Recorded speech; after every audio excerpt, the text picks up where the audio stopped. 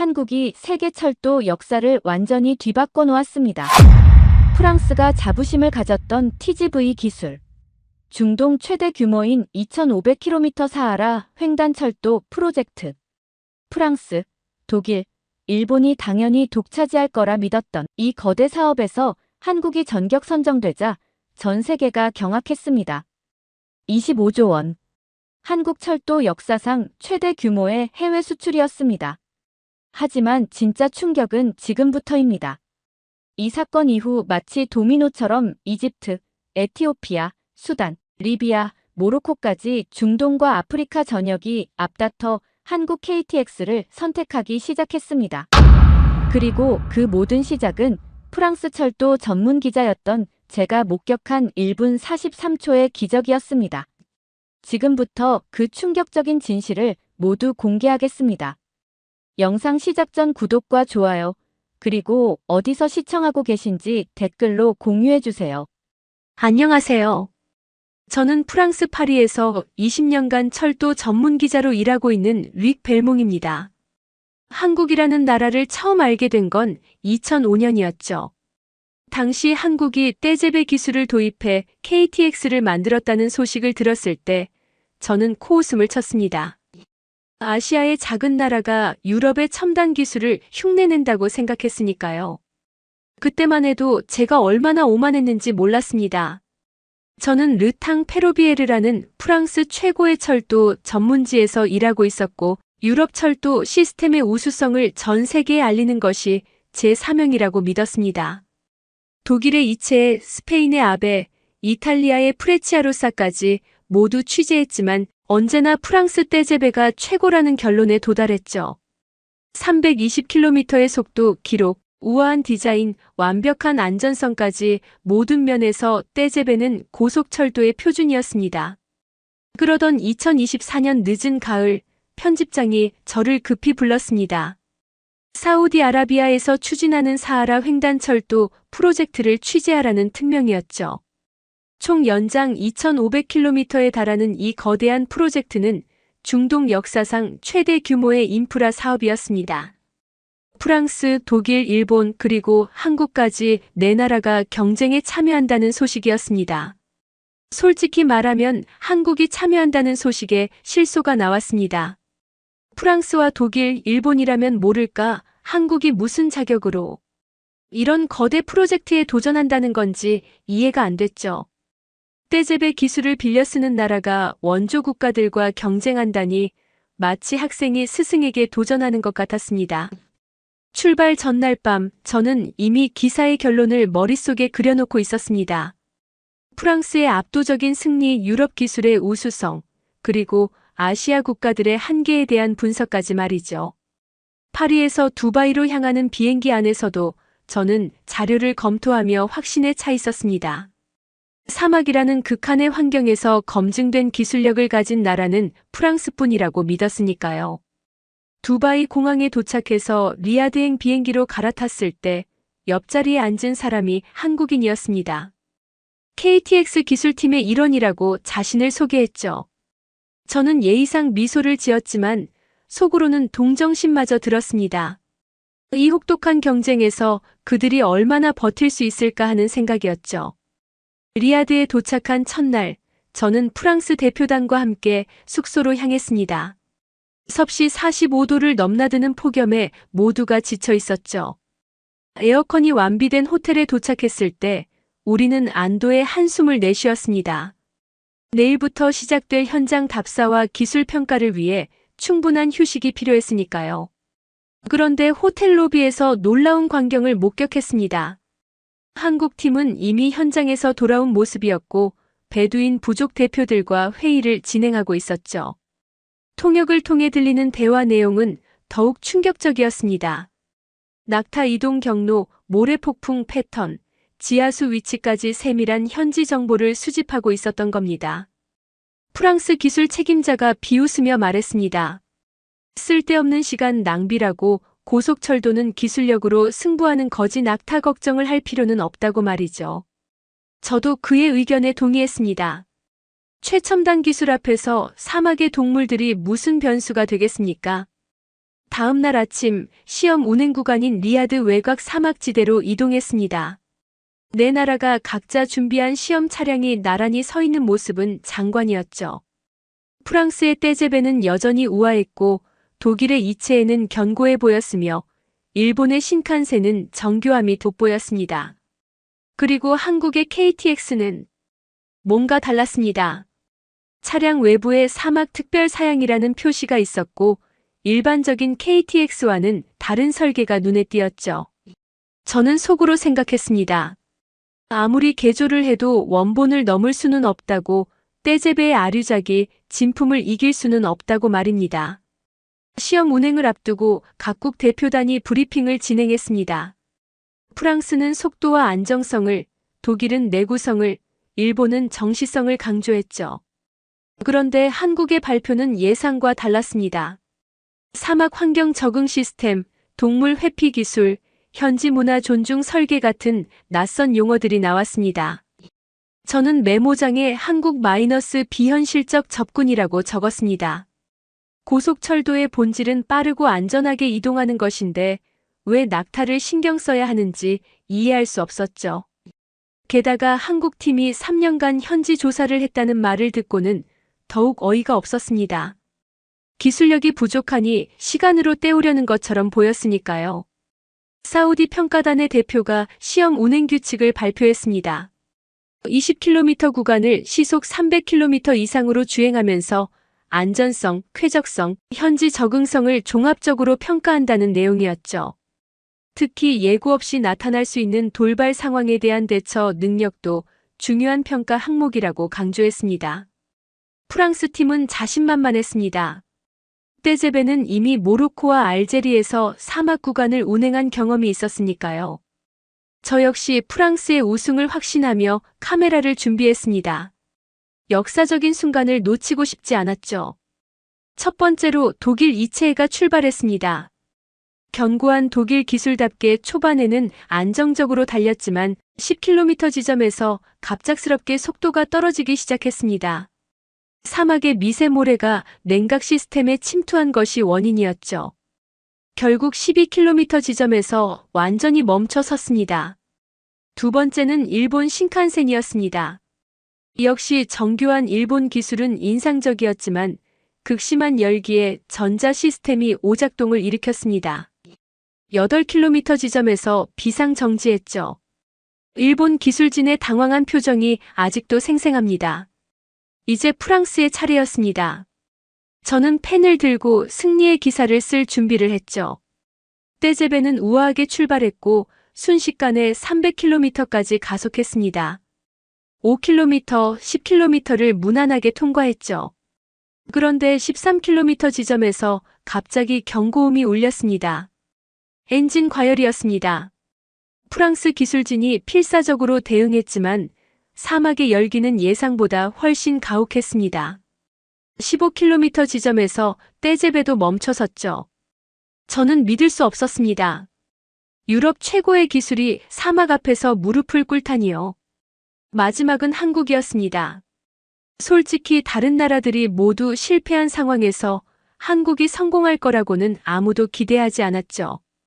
저는 이미 모든 참가국 실패라는 제목의 기사를 구상하고 있었습니다.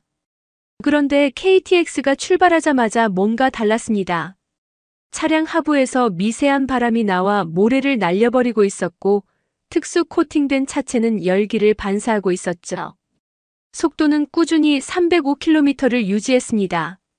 10km를 통과했습니다. 독일이 멈춘 지점이었죠. KTX는 거침없이 달렸습니다. 13km, 프랑스가 멈춘 지점도 무사히 통과했습니다. 모두가 숨을 죽이고 지켜보는 가운데 한국 열차는 계속 전진했습니다. 그때였습니다. 18km 지점에서 갑자기 낙타 무리가 선로를 가로막았죠. 40여 마리의 낙타가 느릿느릿 선로를 건너고 있었습니다. 시속 305km로 달리는 열차가 낙타를 피할 수 있을까요? 모두가 비상제동을 예상했습니다. 그런데 놀라운 일이 벌어졌습니다. KTX에서 특수한 음파가 발생하기 시작했죠. 낙타들이 그 소리에 반응해 빠르게 선로에서 벗어나기 시작했습니다. 1분 43초 정확히 그 시간 만에 모든 낙타가 안전하게 대피했고 열차는 속도를 줄이지 않고 그대로 통과했습니다. 20km 완주. KTX가 유일하게 성공한 것입니다. 그것도 단순히 완주한 게 아니라 예상치 못한 위기 상황까지 완벽하게 대처하면서 말이죠. 저는 손에 들고 있던 펜을 떨어뜨렸습니다. 이건 있을 수 없는 일이었으니까요. 시험 운행이 끝난 후 각국 기술진이 모여 결과를 분석했습니다. 프랑스 대표단은 침묵했고 독일과 일본도 마찬가지였죠. 반면 사우디 평가단은 흥분을 감추지 못했습니다. 특히 낙타 회피 시스템에 대해 극찬을 아끼지 않았죠. 저는 기자의 본능으로 한국 기술팀에게 다가갔습니다. 어떻게 이런 일이 가능했는지 묻지 않을 수 없었죠. 기술 책임자인 박하늘 박사가 유창한 불어로 대답했습니다. 우리는 3년 동안 베두인들과 함께 연구했다고 낙타의 청각 특성을 분석하고 그들이 싫어하지만 해롭지 않은 주파수를 찾아냈다고 설명했죠. 또한 사막 환경에 맞춰 특수 냉각 시스템과 모래 방어 기술을 개발했다고 했습니다. 저는 반신반의하며 물었습니다. 왜 굳이 낙타까지 신경 써야 했냐고요? 박 박사의 대답은 제 가치관을 뒤흔들었습니다. 기술은 환경을 지배하는 게 아니라 조화를 이루는 것이라고, 사막은 정복의 대상이 아니라 함께 살아가야 할 동반자라고 말했죠. 그날 저녁 호텔 바에서 프랑스 기술진과 함께 있었습니다. 분위기는 침울했죠. 한 엔지니어가 자조적으로 말했습니다. 우리가 너무 오만했다고, 기술만 믿고 현지 환경을 무시했다고요. 저는 그 말에 아무런 대답도 할 수 없었습니다. 다음 날 본격적인 기술 프레젠테이션이 시작됐습니다. 각국은 일주일 동안 자신들의 기술력과 사업 계획을 발표해야 했죠. 프랑스는 첫날 발표했습니다. 여전히 떼제베의 우수성을 강조했지만 전날의 실패로 인해 설득력이 떨어졌습니다. 독일과 일본도 마찬가지였습니다. 그들의 기술은 분명 뛰어났지만 사막이라는 특수한 환경에 대한 대비가 부족했죠. 반면 한국의 발표는 달랐습니다. 단순히 기술 사양을 나열하는 게 아니라 현지 문화와 환경에 대한 깊은 이해를 바탕으로 한 종합적인 솔루션을 제시했습니다. 특히 인상적이었던 건 현지 인력 양성 프로그램이었습니다. 한국은 단순히 열차를 팔고 끝내는 게 아니라 사우디 청년들을 교육시켜 그들 스스로 운영할 수 있도록 하겠다고 제안했죠. 기술 이전뿐만 아니라 진정한 자립을 돕겠다는 철학이었습니다. 발표 도중 사우디 왕세자가 깜짝 방문했습니다. 각국의 열차를 직접 시승하고 싶다고 했죠. 프랑스 팀은 당황했습니다.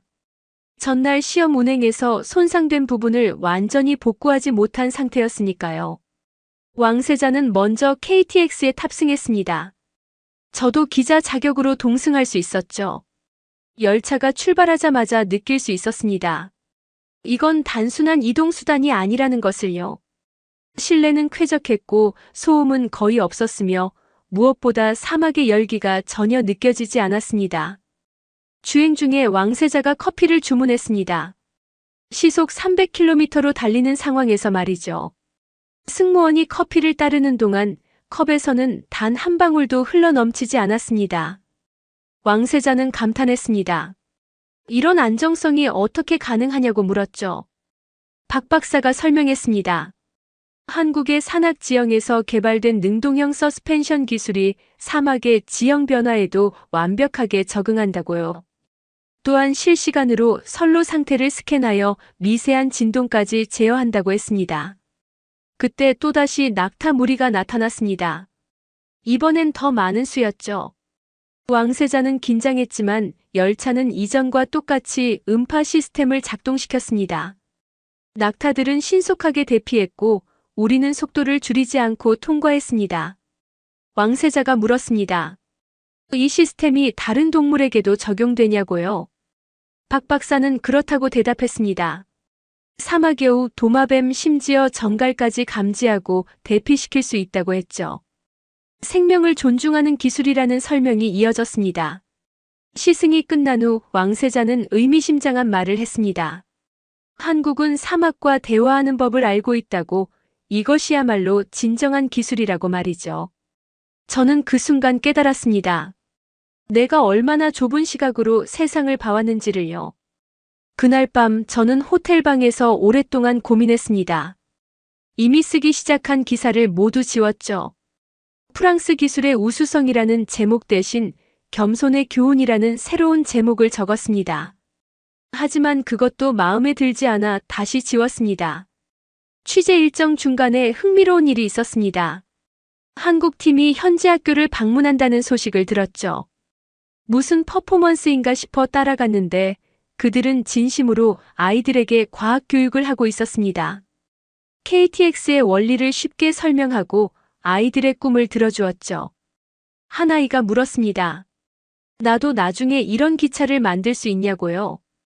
한국 엔지니어가 대답했습니다. 물론이라고 너희가 만들 기차는 KTX보다 더 훌륭할 거라고 말이죠. 그 진심 어린 격려가 인상적이었습니다. 프레젠테이션 기간 동안 저는 계속 한국 팀을 관찰했습니다. 그들은 다른 나라들과 달리 현지인들과 끊임없이 소통했죠. 베두인 장로들의 조언을 경청하고 현지 엔지니어들과 기술을 공유하고 심지어 낙타 목동들과도 대화를 나눴습니다. 프랑스 팀의 한 엔지니어가 비아냥거렸습니다. 쓸데없는 쇼라고 기술력으로 승부해야지 감성팔이로는 안 된다고 말이죠. 하지만 저는 더 이상 그의 말에 동의할 수 없었습니다. 한국이 보여준 것은 쇼가 아니라 진정성이었으니까요. 발표 마지막 날 한국은 놀라운 계획을 공개했습니다. 사하라 횡단 철도가 단순한 교통수단이 아니라 문화교류의 통로가 되어야 한다고 주장했죠. 각 역사를 현지 문화를 체험할 수 있는 공간으로 만들고 열차 자체를 움직이는 박물관으로 운영하겠다는 구상이었습니다. 프레젠테이션이 모두 끝난 후 사우디 평가단은 일주일간의 심사 기간을 갖겠다고 발표했습니다. 그 기간 동안 저는 본사에 중간 보고서를 보내야 했죠. 하지만 무엇을 써야 할지 막막했습니다. 프랑스의 우월성을 주장하기엔 현실이 너무나 달랐으니까요. 결국 저는 있는 그대로를 썼습니다. 한국의 KTX가 유일하게 시험 운행에 성공했다는 사실, 그들의 기술이 단순한 모방이 아니라 독창적인 혁신이었다는 점을 인정했죠. 편집장은 제 보고서를 받고 깜짝 놀랐습니다. 평소에 저답지 않다고 했죠. 그 무렵 뜻밖의 사건이 벌어졌습니다. 대규모 모래 폭풍이 리야드를 덮친 것입니다. 공항이 폐쇄되고 모든 일정이 중단됐죠. 각국 대표단은 호텔에 갇힌 신세가 됐습니다. 그런데 이상한 일이 벌어졌습니다. 한국 팀만이 평소와 다름없이 활동하고 있었던 것입니다. 알고 보니 그들은 이미 모래 폭풍을 예상하고 대비책을 마련해 두었더군요. 심지어 고립된 베두인 마을에 구호품을 전달하는 봉사활동까지 하고 있었습니다. 저는 그들을 따라 베두인 마을로 갔습니다. 모래 폭풍 속에서 운전하는 것은 위험했지만 호기심을 참을 수 없었죠. 마을에 도착했을 때 놀라운 광경을 목격했습니다. 한국 팀이 가져온 것은 단순한 구호품이 아니었습니다. 그들은 태양광 충전기, 정수 필터, 응급 의료 키트 등 실질적으로 도움이 되는 물품들을 준비했더군요. 더 놀라운 건 이 모든 것들이 KTX 프로젝트와 연계된 지역 지원 계획의 일부라는 사실이었습니다. 베두인 족장이 저에게 말했습니다. 다른 나라들은 우리를 계약의 대상으로만 봤지만 한국은 우리를 파트너로 대한다고요. 그들은 우리의 삶을 이해하려 노력하고 우리의 지혜를 존중한다고 했습니다. 그날 밤 모래 폭풍이 잦아든 후 한국 팀과 함께 차를 마셨습니다. 박 박사에게 물었죠. 왜 이렇게까지 하는 거냐고, 계약을 따내기 위한 전략이냐고요. 그녀의 대답은 단순했습니다. 이게 옳은 일이기 때문이라고 했죠. 한국은 과거 어려웠던 시절을 기억한다고, 누군가의 도움으로 성장할 수 있었기에 이제는 돕는 위치가 되고 싶다고 설명했습니다. 기술만 전달하는 게 아니라 함께 성장하는 것, 그것이 한국의 철학이라고 했죠. 심사 기간 중에 또 하나의 중요한 일정이 있었습니다. 사우디 철도청이 주최하는 기술 세미나였죠. 각국은 자신들의 핵심 기술을 발표해야 했습니다. 프랑스는 떼제베의 공기역학적 설계를, 독일은 정밀 제어 시스템을, 일본은 안전관리 체계를 발표했습니다. 한국의 발표 주제는 통합지능형 운영 시스템이었습니다. 처음엔 별로 관심을 끌지 못했죠. 하지만 발표가 진행될수록 청중들의 표정이 변했습니다. 한국이 개발한 시스템은 단순한 운영 프로그램이 아니었습니다. 인공지능을 기반으로 날씨, 선로 상태, 승객 패턴, 심지어 야생동물의 이동까지 실시간으로 분석하여 최적의 운행 계획을 수립하는 것이었죠. 특히 에너지 효율을 극대화하여 사막에서도 지속 가능한 운영이 가능하다는 점이 인상적이었습니다. 한 사우디 엔지니어가 질문했습니다. 이런 복잡한 시스템을 현지인들이 운영할 수 있겠냐고요? 한국 팀은 이미 교육 프로그램을 준비했다고 답했습니다. 단계별 교육 과정, 시뮬레이터 훈련, 한국에서의 실습 기회까지 제공하겠다고 했죠. 세미나가 끝난 후 프랑스 기술 책임자가 저에게 다가왔습니다. 인정하기 싫지만 한국이 우리보다 앞서 있는 것 같다고, 기술뿐만 아니라 사고방식 자체가 다르다고 털어놨죠. 저는 그의 말에 깊이 공감했습니다. 심사 발표를 이틀 앞둔 날, 저는 특별한 경험을 했습니다. 한국 팀의 초청으로 그들이 개발한 시뮬레이터를 체험해 볼 수 있었죠. 가상현실 기술을 활용한 이 시뮬레이터는 실제 사막 환경을 완벽하게 재현했습니다. 직접 운전석에 앉아 조작해보니 왜 한국이 성공했는지 알 수 있었습니다. 모든 상황이 예측되고 대비되어 있었죠. 낙타가 나타나면 자동으로 음파 시스템이 작동하고, 모래 폭풍이 오면 속도를 조절하며 선로 이상이 감지되면 즉시 우회 경로를 제시했습니다. 더 놀라운 건 문화 모드라는 기능이었습니다. 이슬람 기도 시간에 맞춰 안내 방송을 하고, 라마단 기간에는 특별 서비스를 제공하는 등 현지 문화를 세심하게 배려한 기능들이 포함되어 있었죠. 시뮬레이터 체험을 마치고 나오면서 저는 깊은 생각에 잠겼습니다. 한국이 보여준 것은 단순한 기술력이 아니었습니다. 상대방을 이해하고 존중하는 자세, 함께 성장하고자 하는 철학, 그리고 디테일에 대한 집념이었죠. 그날 저녁 저는 오랜만에 집에 전화를 걸었습니다. 파리에 있는 아내에게 이곳에서 본 것들을 이야기했죠. 아내는 놀랐습니다. 평소 프랑스 기술만을 찬양하던 제가 다른 나라를 칭찬하다니 믿을 수 없다고 했습니다. 저는 아내에게 말했습니다. 때로는 인정하는 것이 더 큰 용기라고, 배우는 자세가 진정한 발전의 시작이라고요. 전화를 끊고 나서 저는 노트북을 열었습니다. 이제 진실을 쓸 때가 되었다고 생각했죠. 프랑스 기자가 본 한국 철도 기술의 혁신이라는 제목으로 기사를 쓰기 시작했습니다.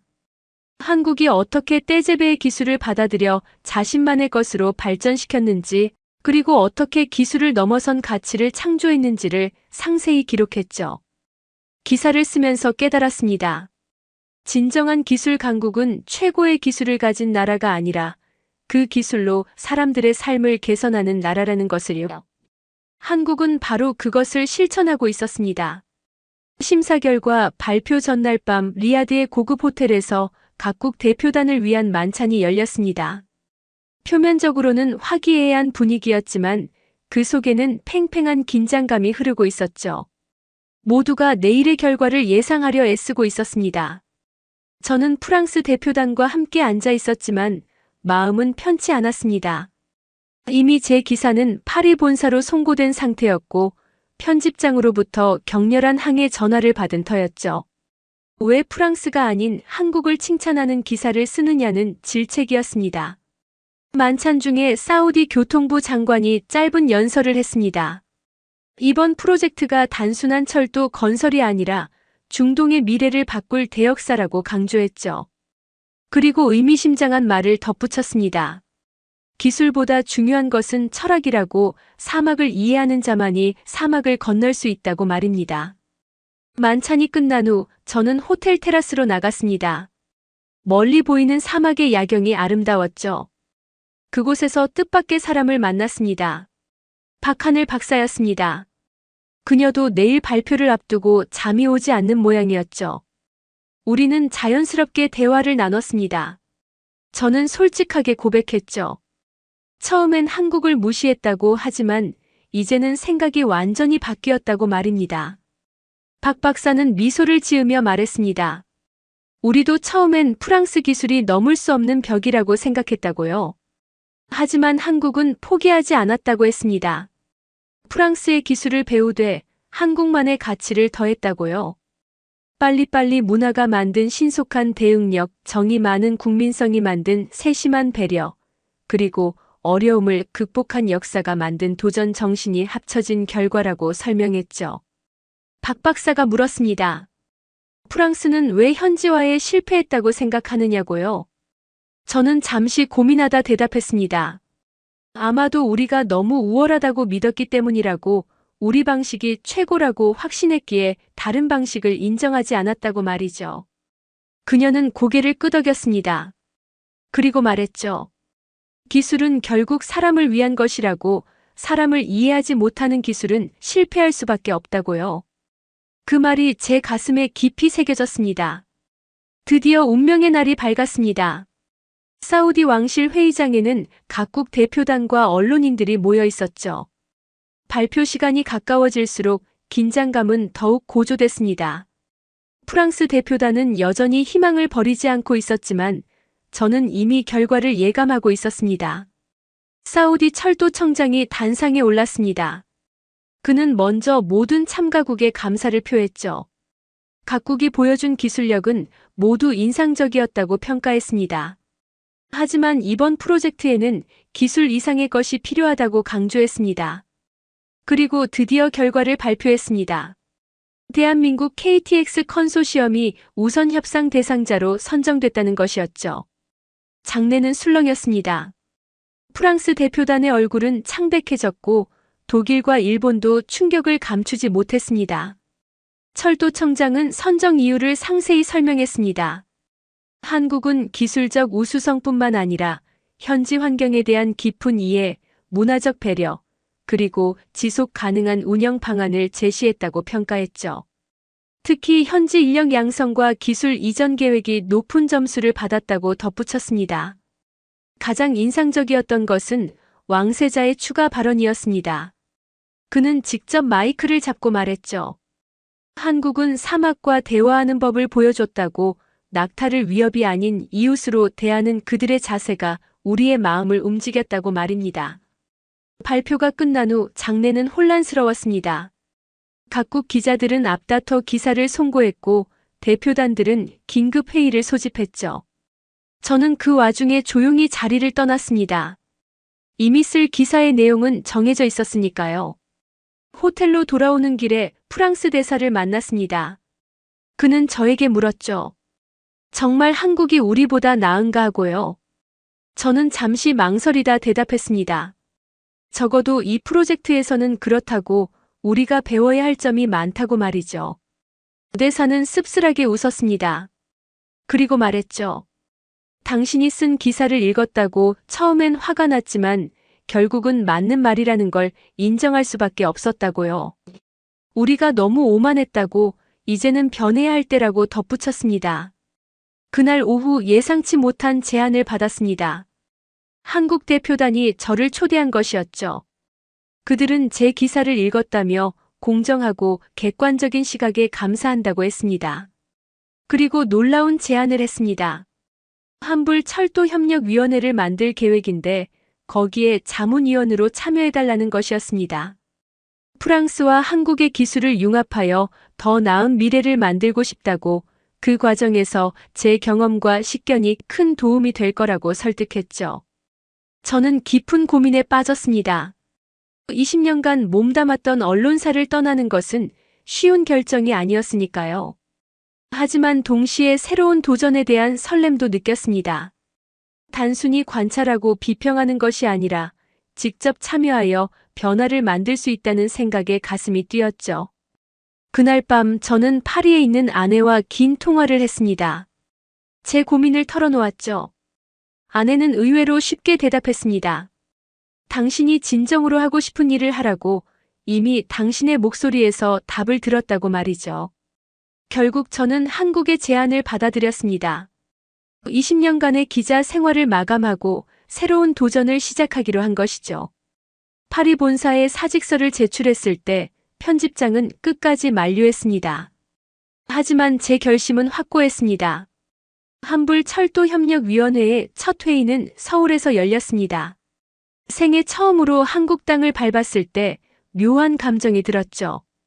인천공항에서 서울까지 가는 길에 탄 것이 바로 공항철도였는데 그 안정감과 신속함에 다시 한번 놀랐습니다. 서울역에 도착했을 때 한국 측 관계자들이 마중을 나와 있었습니다. 그들의 환대는 진심이 느껴졌죠. 특히 박하늘 박사가 직접 나와준 것이 고마웠습니다. 그녀는 제가 내린 결정이 얼마나 큰 용기가 필요했을지 안다며 실망시키지 않겠다고 약속했습니다. 첫 회의에서 우리는 프랑스와 한국의 기술을 어떻게 융합할 것인가를 논의했습니다. 프랑스의 공기역학 설계와 한국의 스마트 운영 시스템을 결합하면 시너지가 클 것이라는 의견이 나왔죠. 저는 중재자 역할을 하며 양측의 의견을 조율했습니다. 흥미로운 것은 한국 측의 태도였습니다. 그들은 프랑스 기술에 대해 깊은 존경심을 표했고 배울 점이 많다고 겸손하게 말했죠. 이는 사우디에서 봤던 프랑스 측의 오만한 태도와는 정반대였습니다. 저는 다시 한번 태도의 중요성을 깨달았습니다. 회의가 끝난 후 저는 한국철도 시설을 견학할 기회를 가졌습니다. 오송에 있는 철도 연구원을 방문했을 때 그 규모와 첨단 시설에 압도됐죠. 특히 가상현실을 이용한 시뮬레이션 센터는 세계 최고 수준이었습니다. 연구원들과 대화를 나누면서 알게 된 사실이 있었습니다. 한국은 단순히 프랑스 기술을 복제한 게 아니라 10년 이상 꾸준히 자체 기술을 개발해왔다는 것이었죠. 산악 지형이 많은 한국의 특성에 맞춰 독특한 기술들을 만들어냈고 그것이 사막에서도 통했던 것입니다. 특히 인상적이었던 건 실패 박물관이었습니다. 한국철도 연구원 한쪽에는 그동안 실패했던 시도들을 전시해둔 공간이 있었죠. 실패를 숨기지 않고 오히려 학습의 기회로 삼는 그들의 자세가 놀라웠습니다. 한 연구원이 설명했습니다.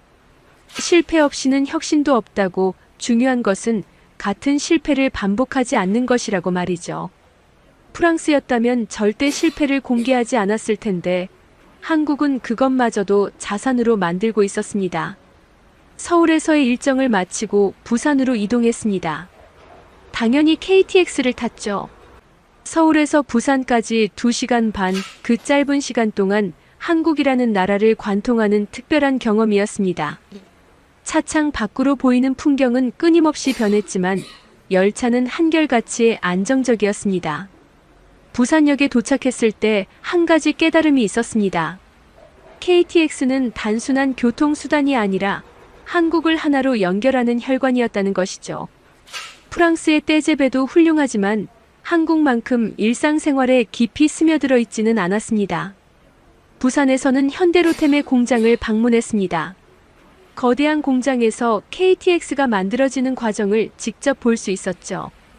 놀라운 것은 작업자들의 열정이었습니다. 그들은 단순히 일하는 게 아니라 자부심을 가지고 있었습니다. 한 용접공이 제게 말했습니다. 자신이 만든 열차를 가족들이 타고 다닌다고, 그래서 더욱 꼼꼼하게 작업한다고요. 이런 마음가짐이 모여 최고의 품질을 만든다는 걸 실감했습니다. 한국 방문 일주일째 특별한 경험을 했습니다. 박 박사의 초대로 그녀의 가족과 저녁을 함께 했죠. 평범한 한국 가정의 모습을 볼 수 있었습니다. 박 박사의 아버지는 은퇴한 기관사였는데 한국 철도의 역사를 생생하게 들려주었습니다. 그는 말했습니다. 한국 전쟁 후 폐허가 된 나라에서 오늘날의 KTX까지 그 과정이 결코 쉽지 않았다고요. 하지만 한국인들은 포기하지 않았고 불가능을 가능으로 만들었다고 자랑스럽게 이야기했습니다. 식사를 하면서 저는 한국의 정을 느꼈습니다. 처음 만난 외국인인 저를 가족처럼 대해주는 그들의 따뜻함이 감동적이었죠. 이런 문화가 있기에 한국이 사우디에서도 현지인들과 쉽게 소통할 수 있었던 것 같았습니다. 한국에서의 일정을 마치고 다시 사우디로 향했습니다. 이번엔 한불 합작팀의 일원으로서였죠. 공항에서 한국과 프랑스 엔지니어들이 화기애애하게 대화하는 모습을 보니 뿌듯했습니다. 제가 작은 다리 역할을 했다는 생각이 들었죠. 사우디에 도착한 후 본격적인 프로젝트가 시작됐습니다. 프랑스의 디자인 감각과 한국의 실용적 기술이 만나 놀라운 시너지를 발휘했죠. 특히 역사 설계에서 프랑스의 예술성과 한국의 기능성이 완벽하게 조화를 이뤘습니다. 하지만 모든 것이 순조롭지만은 않았습니다. 문화적 차이로 인한 갈등도 있었고 기술적 견해 차이로 논쟁도 벌어졌죠. 그럴 때마다 저는 양측을 이해시키고 조율하는 역할을 했습니다. 기자 시절 쌓은 경험이 큰 도움이 됐습니다. 프로젝트가 본격화되면서 예상치 못한 도전들이 계속됐습니다. 첫 번째 구간 공사가 시작됐을 때 사막의 환경은 우리의 예상보다 훨씬 가혹했죠. 섭씨 50도를 넘나드는 낮 기온과 영하로 떨어지는 밤 기온의 극심한 일교차가 문제였습니다. 프랑스 팀은 당황했습니다. 유럽에서는 경험하지 못한 극한 상황이었으니까요. 하지만 한국 팀은 침착했습니다. 그들은 이미 시베리아 횡단철도 프로젝트에서 비슷한 경험을 했다며 대응 방안을 제시했죠. 양국 엔지니어들이 머리를 맞대고 해결책을 찾기 시작했습니다. 프랑스의 소재 기술과 한국의 환경 적응 기술을 결합해 새로운 레일 시스템을 개발했죠. 극한의 온도 변화에도 변형되지 않는 특수 합금을 만들어낸 것입니다. 더 큰 문제는 인력 수급이었습니다. 현지 노동자들을 교육시키는 것이 쉽지 않았죠. 언어 장벽도 있었고 기술 수준의 차이도 컸습니다. 그런데 한국 팀이 독특한 해결책을 제시했습니다. 그들은 그림과 영상을 활용한 교육 자료를 만들었습니다. 복잡한 기술 용어 대신 시각적으로 이해하기 쉬운 매뉴얼을 개발한 것이죠. 또한 현지 언어로 된 앱을 만들어 실시간으로 질문하고 답할 수 있게 했습니다. 프랑스 팀도 감탄했습니다. 이런 창의적인 접근은 그들도 생각하지 못했던 것이었죠. 점차 양국 팀 사이의 벽이 허물어지기 시작했습니다. 서로의 강점을 인정하고 약점을 보완하면서 진정한 협력이 이루어졌습니다. 공사 시작 석 달째, 첫 번째 시험 구간이 완성됐습니다. 10km의 짧은 구간이었지만 우리에게는 큰 의미가 있었죠. 한불 합작의 첫 결실이었으니까요. 시험 운행을 앞두고 모두가 긴장했습니다. 시험 열차가 출발했을 때 저는 가슴이 뛰었습니다. 프랑스의 우아함과 한국의 실용성이 결합된 이 열차가 사막을 가로지르는 모습은 감동적이었죠. 무사히 시험 운행을 마쳤을 때 양국 엔지니어들이 서로를 껴안았습니다. 그날 밤 축하 파티가 열렸습니다. 프랑스 와인과 한국 소주가 함께 놓인 테이블에서 우리는 진정한 동료가 됐습니다. 한 프랑스 엔지니어가 제게 말했죠. 이제야 당신이 왜 한국을 선택했는지 알겠다고요. 프로젝트가 진행되면서 놀라운 일들이 계속 일어났습니다. 한국 팀이 제안한 현지인 기술 교육 프로그램이 큰 성과를 거뒀고 많은 사우디 청년들이 철도 전문가로 성장했습니다. 그들은 이제 단순 노동자가 아닌 기술자가 됐죠. 더욱 인상적인 것은 여성 기술자 양성 프로그램이었습니다.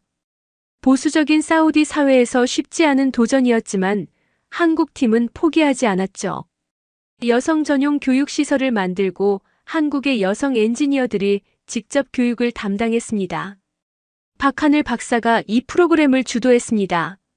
그녀는 기술에는 성별이 없다며 능력 있는 사람이라면 누구나 기회를 가져야 한다고 주장했죠. 처음엔 반발도 있었지만 점차 인식이 바뀌기 시작했습니다.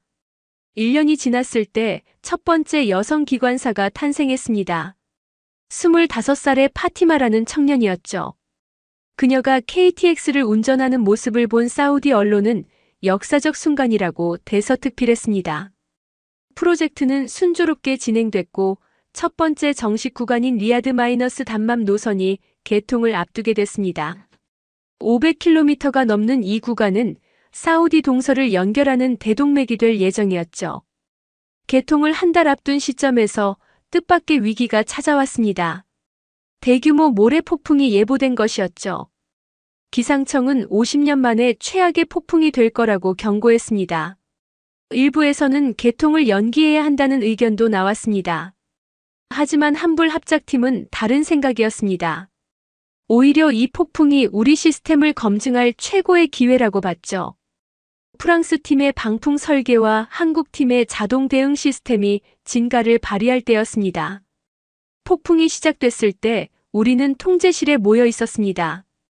시속 150km의 모래바람이 철로를 덮쳤지만 시스템은 정상적으로 작동했습니다. 자동으로 방풍벽이 올라가고 공기 정화 시스템이 가동됐죠. 더 놀라운 것은 예측 시스템이었습니다. 인공지능이 바람의 패턴을 분석해 30분 후의 상황을 정확히 예측했고 그에 따라 열차 운행 계획을 실시간으로 조정했습니다. 프랑스 팀도 감탄을 금치 못했죠. 사흘 동안 계속된 폭풍이 지나간 후 피해 상황을 점검했습니다. 놀랍게도 거의 피해가 없었습니다. 선로 위의 모래는 자동 청소 시스템이 제거했고 모든 장비는 정상 작동했죠. 우리의 시스템이 최악의 시험을 통과한 것입니다. 사우디 정부는 크게 만족했습니다. 왕세자는 직접 현장을 방문해 치하했죠. 그는 말했습니다. 한국과 프랑스가 만든 이 철도는 단순한 교통수단이 아니라 사막을 정복한 인류의 승리라고요. 드디어 역사적인 개통식 날이 밝았습니다. 2025년 3월 15일 리야드 중앙역은 축제 분위기로 가득했죠. 사우디 국왕을 비롯해 프랑스 대통령, 한국 국무총리까지 참석한 성대한 행사였습니다. 개통식장에서 저는 감격스러운 마음을 감출 수 없었습니다. 불과 1년 반 전만 해도 한국을 무시했던 제가 이제는 한불협력의 상징적 인물로 서 있다니 믿기지 않았죠. 인생이란 정말 예측할 수 없는 것 같습니다. 축사에서 사우디 국왕은 이 프로젝트가 단순한 철도 건설이 아니라고 강조했습니다. 동서양의 기술과 철학이 만나 이뤄낸 문명의 진보라고 평가했죠. 특히 현지인 고용과 기술 이전에 대해 깊은 감사를 표했습니다. 프랑스 대통령도 의미 있는 연설을 했습니다. 그는 프랑스가 가진 오랜 기술 전통과 한국의 혁신적 사고가 만나 놀라운 결과를 만들었다고 치하했죠. 그리고 앞으로도 이런 협력이 계속되기를 희망한다고 덧붙였습니다. 한국 국무총리의 연설은 특히 인상적이었습니다. 그는 기술은 나누면 나눌수록 커진다며 한국이 받았던 도움을 이제는 돌려줄 차례라고 말했죠. 겸손하면서도 자신감 있는 그 모습이 한국의 현재를 보여주는 것 같았습니다. 개통식의 하이라이트는 첫 번째 정식 운행이었습니다. 금빛으로 도색된 특별 열차에는 3국의 정상들과 주요 인사들이 탑승했죠. 저도 한불철도협력위원회 자문위원 자격으로 탑승할 수 있었습니다. 열차가 출발하자 객실 안은 탄성으로 가득했습니다. 시속 350km로 사막을 가로지르는데도 전혀 흔들림이 없었죠. 창밖으로는 끝없는 사막이 펼쳐졌지만 실내는 쾌적하고 안락했습니다. 운행 중에 특별한 이벤트가 준비되어 있었습니다. 바로 낙타 회피 시스템의 시연이었죠. 미리 준비된 구간에서 낙타들이 선로 근처에 나타났고 열차는 자동으로 음파를 발생시켜 안전하게 통과했습니다. 사우디 국왕은 크게 감탄하며 말했습니다. 이것이야말로 진정한 기술이라고 자연과 조화를 이루는 지혜로운 해결책이라고 칭찬했죠. 프랑스 대통령도 고개를 끄덕이며 동의했습니다. 단마역에 도착했을 때 수만 명의 시민들이 환영 인파로 나와 있었습니다. 그들에게 이 철도는 단순한 교통수단이 아니었죠. 새로운 시대의 시작이자 희망의 상징이었습니다. 특히 젊은이들의 열광적인 반응이 인상적이었습니다. 개통식이 끝난 후 비공식 만찬이 열렸습니다. 그 자리에서 프랑스 교통부 장관이 제게 다가왔죠. 그는 솔직하게 고백했습니다. 처음엔 제가 배신자라고 생각했다고 하지만 이제는 제가 옳았다는 걸 인정한다고 말이죠. 한국 관계자들과의 대화도 의미 있었습니다. 그들은 프랑스의 기술과 전통에서 많은 것을 배웠다며 감사를 표했죠. 서로를 인정하고 존중하는 이런 분위기가 프로젝트 성공의 진짜 비결이었다고 생각합니다. 개통 이후 첫 한 달간의 운영 결과는 기대 이상이었습니다. 하루 평균 이용객이 예상치를 훨씬 초과했고 정시 운행률은 99.8%를 기록했죠. 특히 여성 전용 객실의 인기가 높았습니다. 더욱 뜻깊은 것은 현지 직원들의 성장이었습니다. 첫 여성 기관사 파티마는 이제 교육 담당자가 되어 후배들을 가르치고 있었죠. 그녀는 제게 말했습니다. 한국과 프랑스가 준 것은 단순한 일자리가 아니라 꿈이었다고요. 언론의 반응도 뜨거웠습니다. 전 세계 주요 매체들이 이 프로젝트를 집중 보도했죠. 특히 사막의 기적, 동서양 협력의 모범 같은 제목들이 일면을 장식했습니다. 제가 쓴 기고문도 여러 매체에 실렸습니다. 뉴욕타임스는 사설에서 이 프로젝트가 단순한 인프라 사업을 넘어 문명 간 대화의 새로운 모델을 제시했다고 평가했죠. 기술 패권주의가 아닌 상호 존중과 협력의 가능성을 보여줬다는 분석이었습니다. 성공적인 개통에 고무된 사우디 정부는 즉시 2차 구간 사업을 발주했습니다. 메디나와 메카를 잇는 성지 순례 노선이었죠. 이번에는 처음부터 한불 컨소시엄이 우선 협상 대상자로 지명됐습니다. 새로운 프로젝트를 준비하면서 우리는 더욱 긴밀해졌습니다. 프랑스 팀은 한국의 빠른 의사결정과 유연한 대응을 배웠고 한국 팀은 프랑스의 체계적 접근과 디테일을 익혔죠. 진정한 융합이 이루어지고 있었습니다. 어느 날 박하늘 박사가 특별한 제안을 했습니다. 한불 철도기술 연구소를 설립하자는 것이었죠. 파리와 서울에 각각 캠퍼스를 두고 차세대 철도 기술을 공동 개발하자는 야심찬 계획이었습니다. 이 제안은 양국 정부의 적극적인 지지를 받았습니다. 프랑스는 아시아 시장 진출의 교두보로 한국은 유럽 기술 습득의 창구로 활용할 수 있었으니까요. 저는 이 연구소의 초대 소장으로 추천됐습니다. 한불 철도기술연구소 소장직을 수락한 후 저는 파리와 서울을 오가며 바쁜 나날을 보냈습니다. 두 도시의 연구소를 설립하는 것은 쉽지 않은 일이었지만 양국 정부의 전폭적인 지원 덕분에 순조롭게 진행됐죠. 2025년 가을 파리 라데팡스의 연구소 유럽 본부가 문을 열었습니다. 개소식에는 프랑스 대통령과 한국 대사, 그리고 많은 철도 관계자들이 참석했죠. 건물 입구에는 프랑스어와 한국어로 함께 만드는 미래라는 문구가 새겨져 있었습니다. 서울 마곡지구의 아시아 본부도 곧이어 개소했습니다. 두 연구소는 실시간으로 연결되어 있었고 연구원들은 자유롭게 교류하며 일했죠.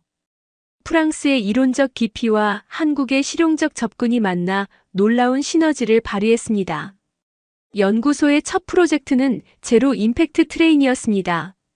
환경에 전혀 영향을 주지 않는 완전 친환경 열차를 개발하는 것이었죠.